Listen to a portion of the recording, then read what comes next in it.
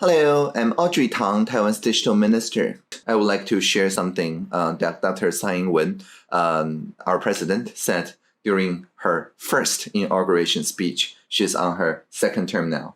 But on the first term inauguration speech, she said something that I consider very inspiring. She said, "Before, we think of democracy as clash between opposing values.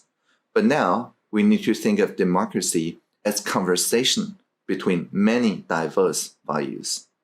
And indeed, in public administration, there's many people who thought that the government is like this rope in between.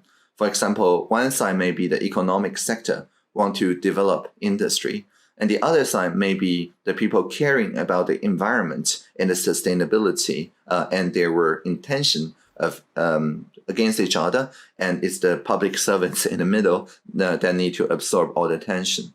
Or maybe one side are the innovators that would like to disrupt the society using their new AI inventions. And the other side, of course, is people who care about social justice, about access to fair opportunity, and so on, and who will then want to regulate these disruptive inventions. And again, the government would be in the middle.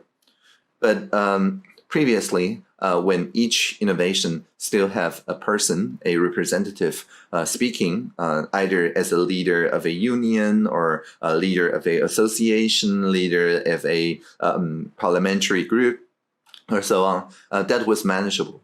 But nowadays, as I said, the hashtag doesn't have a spokesperson. And so our participation officers need to use a different way to think about the governance when it comes to the digital age. And this is co-gov, co-creative, collaborative governance. And what you're looking at here is my office, literally my office. It's the Social Innovation Lab in Taipei City. It's next to the Jianguo Flower Market, and it's literally a park. We tore down all the walls so people can just walk in and enjoy the people working. For example, this public art is the work of people with Down syndrome, with trisomy differences. Turns out that when we look at the world, of course, we see data, where your data officers, of course, we see data, and then we see the mathematical structures, and we see the physics, and so on. But people with Down syndrome, they see the world as geometric, as topological connections. So when they draw out in their mind their thought processes into art, it's like Van Gogh's paintings. Suddenly people will feel very creative. And so instead of treating them as vulnerable groups of people, the social innovators in Taiwan made sure that a society can benefit from their unique perspective. And so the Social Innovation Lab is basically the place where people can make sure that these kind of social innovation can amplify through this design of more than 12 ministries residing here. And also, every Wednesday, anyone can have 40 minutes of my time, or a little bit shorter if you're walk-in. But all I ask is that we publish as video or as a transcript of, after 10 days of co-editing, everything that we have said. And so this kind of open innovation made sure that when people from MIT, I think this is a Media Lab project called Persuasive Electric Vehicles, or the PEV, and these PEV makers went to me, I think, quite a few times, around 3 years ago, saying that, "Minister, we have this electric vehicles that drives by itself, but we're not quite sure what they're good for." And I'm like, sure, the Social Innovation Lab is an open space, and you can just put your PEVs here and see how the market, literally the Jianguo Flower Market, reacts to it. Well, so I was there many times. I remember a time where an elderly couple from the Jianguo Flower Market holding some orchid flowers in small pots and asking me, "Minister, what are you doing with these shopping carts?" I'm like, "These are not shopping carts. These are self-driving vehicles. You hop on one, it drives you places." And they're like, "Well, they look like shopping carts." And they tried putting their orchid flowers in it, in the basket, and it worked. And they said, we don't need a self-driving vehicle that drives us places. Taipei has pretty good taxi and metro and other public transportation. But I say, well, in the Jianguo flower market, it's very crowded. We would like a shopping cart that follows us around so that we can do hands-free shopping. That we would just buy something, put it in the basket, and when it's full, they heard about platooning. So it would step back and then invite something, another PEV, and form a fleet. Well, to work with these kind of work, you need to look different. And so you see people from the MIT Media Lab, I think that's filled in, and yours truly trying out new designs in the Social Innovation Lab with the help of people in the Taipei Tech that's just nearby. Because this is open source and open hardware, we were able then to add on some eyes, and these eyes would show other people who they are following, who they are looking at, and to make it a much more pro-social rather than anti-social, like not a cyclop, so that it will fit in with the rest of people in the Jianguo flower market and also in the Social Innovation Lab. And this is what I call a norm-first innovation strategy. We make sure that we first include people in the real society, co-creating the norm on which that these PEVs can work with the society. And then we co-domesticate with the entire city. So nowadays, my grandma, who's in her 80s, actually just told me that she just tried a self-driving vehicle in New Taipei City, and it worked really well. And the same thing that we learned from this PEV are also getting translated into the bus that works in the after midnight hours when metro stopped working, also in Taipei City. So there's dozens of sandbox experiments like this happening in Taiwan, always with a norm-first philosophy. In Sustainable Development Goal SDG terms, that's target 1717, encouraging effective partnerships. So every year, we hold an annual presidential hackathon, making sure that people from all walks of life can amplify their ideas into national agenda. And the award of presidential hackathon is this micro projector. Each year, we give out 5 to domestic teams. We also have an international track. But for domestic teams, each recipient, when they turn on the micro projector, that is the trophy, there's no prize money, there's just this trophy. The trophy projects Dr. Tsai Ing-wen's image. The president herself says, okay, whatever you have created in the past 3 months as a prototype, we promise that we will make it our national policy, our national direction in the next 12 months. So that's executive presidential power as a hackathon prize. And so there's many innovations, such as these people from Taiwan Water Corporation using assistive intelligence or AI to make sure that they don't have to keep listening to the pipes that are not leaking. They can concentrate their time on the pipes that are actually leaking. And the machine learning, the deep learning, reduced the time it takes to detect leaking pipes from 2 months to 2 days. And there's also innovations such as for remote islands using telemedicine to make sure that instead of asking each time that there's a serious like major trauma and so on to fly via helicopter to the main Taiwan island, people in the, say, Orchid Island can have a high bandwidth connection with the helicopter dispatch and also with the specialized doctor in the main Taiwan island and with the local doctor or nurse performing the instructions from the specialized doctors. They can win the trust from the local people, making sure that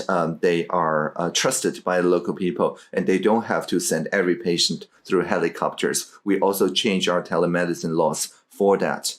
Or, for example, people who care about, here you see air quality, water quality, and so on, can form data collaboratives that make sure that the citizen scientists can work with institutional scientists and share the same data service platform on our CI, Civil IoT.taiwan.gov.tw, so that if you go to the CI, the Taiwan platform, you can see very clearly that people of social sector, economic sector, and the public sector are working on the same set of data to make sure not only that we can send advanced earthquake warnings through SMS to the people who would likely be affected, we can also warn people who are going to be affected by a flood in an advance warning before a typhoon hits, and so on. And these, by the way, gets repurposed during the pandemic as the digital fence system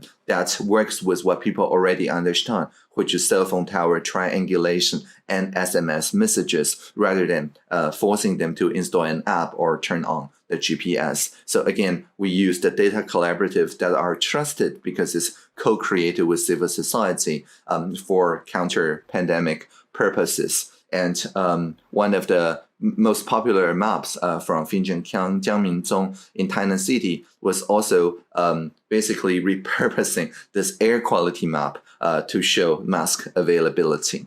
The air quality map you see here that went back quite a few years ago, all the thousands of points here are done by people who volunteer their schools, like primary school teachers, their balconies, and so on, to measure like PM 2.5, the air quality, and share it to a distributed ledger so nobody can go in time to modify the records. And so the great thing about this is that, well, the more people are worried about air quality, the more people would then set up such inexpensive, less than $100 stations. And the collaboratives that they form is democratically governed, making sure that they have the social mandate so they can talk to the environment minister saying, hey, we would like you to check our numbers and calibrate the numbers, making sure that our machines work in high humidity days and so on. But in return, we would like you to fill in the gaps,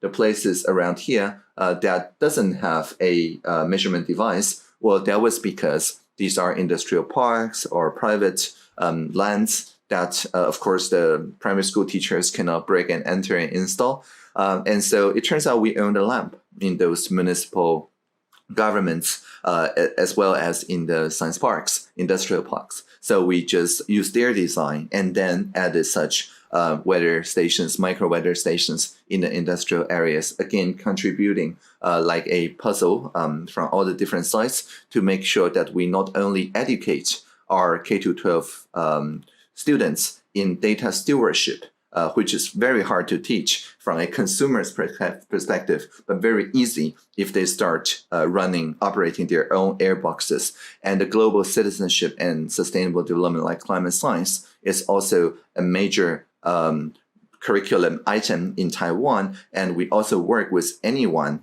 across the world that decides to download the airbox and run it locally on a Raspberry Pi or on a Arduino. And so each time, whenever we run a presidential hackathon, there's a lot of AI times CI or extended intelligence teams that augments the collective intelligence into all sorts of different sustainable development goal targets. And where do we find the people who want to propose such presidential hackathon items? Well, we empower people who are closest to the pain. I personally, every other week or so, go to the most remote places, most rural, indigenous lands, remote islands, and so on. And I go by myself. And I join their town halls and stay for a couple of days on an ethnographic hangout, and sometimes with a cultural translator for the indigenous language. There's more than 20 national languages in Taiwan, most of which indigenous. And we make sure that the people for them is just another town hall. But when I join the town hall, helping to facilitate, I bring with me all the 12 ministries, section chiefs or higher, from the Social Innovation Lab in two-way video conferencing. And so it makes sure that people who talk about things can be listened in its entirety in a context, ensuring responsive and inclusive decision-making, because all the 12 ministries would then listen to the entire story instead of just a few abstractions. And whenever there's new ideas, like during the presidential hackathon, that need to break existing regulations a little bit, we arrange a sandbox where they can do so for like 3 months, 6 months, or up to a year and try their new forked version of the regulation. If it's a good idea, then it will become our regulation. If it's a bad idea, well, everybody learn a little bit. Again, in a risk-contained way, this is how we work to make sure that knowledge sharing and collaboration and science and innovation benefits the entire society. And finally, when I say it's a good idea, well, what is a good idea? For example, was UberX a good idea? Well, in 2015, we used the AI-powered conversation system, Polis, which is now a part of Taiwanese government. There's polis.gov.tw, an open source software becoming polis.gov.tw that shows through k-means clustering and principal dimension reduction, the PCA, principal component analysis, making sure that everybody can see where they stand when it comes to the feeling part on the emerging technology. This is the actual map that we showed on the UberX case. And so we first present people with facts, open data from all sectors.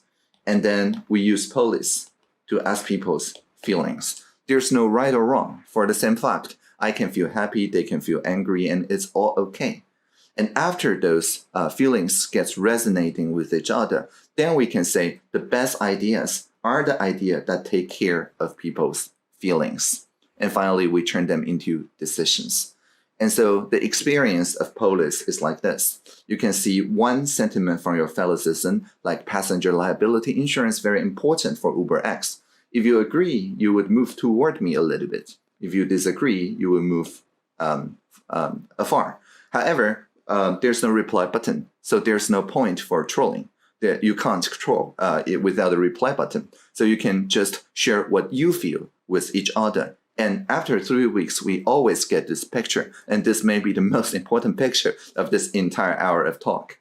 Instead of the institutional and some antisocial social media would lead us believe that we live in a polarized world. Actually, most people agree with most of each other on most of the things, most of the time. And this is not something about the Taiwanese culture. This picture I'm showing here is from Bowling Green, Kentucky. No matter people who identify as Democrats or Republican, everybody agree that in addition to science, technology, engineering, and math, we need to add art to it. And so, I mean, this is such a simple consensus, but if the people really care about it, using Polis, they can discover that we're not that different from each other after all. And that is the basis of the democratic polity. So we further develop the measurement of progress. Our KPI is set by the crowd using an API. So finally, I would like to share with you my job description. As you can see from my presentation, I'm more of an innovation space in the middle that would enable people who care about different sustainable development goals to co-create common values and deliver innovation that moves these values forward. And in SDG terms, these are reliable data, 1718, effective partnerships, 1717, and open innovation, 176. And when I became the digital minister 4 years ago, the SDGs were really new. And so the HR department asked me to translate these into plain English. And that's my job description. I will read it to you now as a conclusion.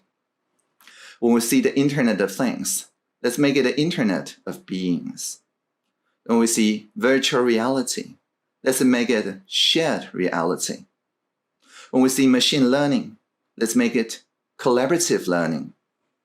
When we see user experience, let's make it about human experience. And whenever we hear the singularity is near, let us always remember the plurality is here. Thank you for listening.